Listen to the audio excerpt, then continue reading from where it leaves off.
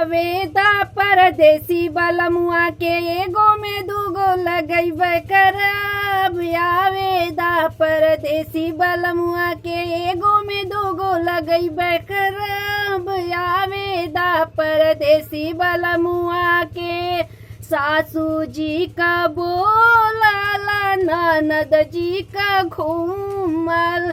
सासू जी का बोलल ननद जी का घूमल।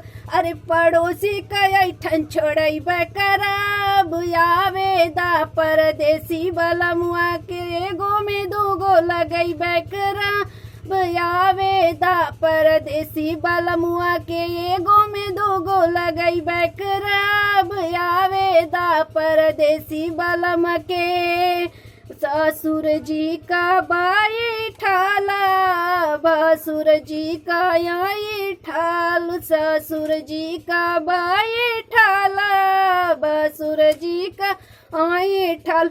अरे देवर का कूदल छोड़ैबे करब। आवेदा परदेसी बलम के एगो में दूगो लगैबे करब। आवेदा परदेसी बलम के एगो में दूगो लगैबे करब। आवेदा परदेसी बलम के एगो में दूगो लगैबे करब। आवेदा परदेसी बलम के।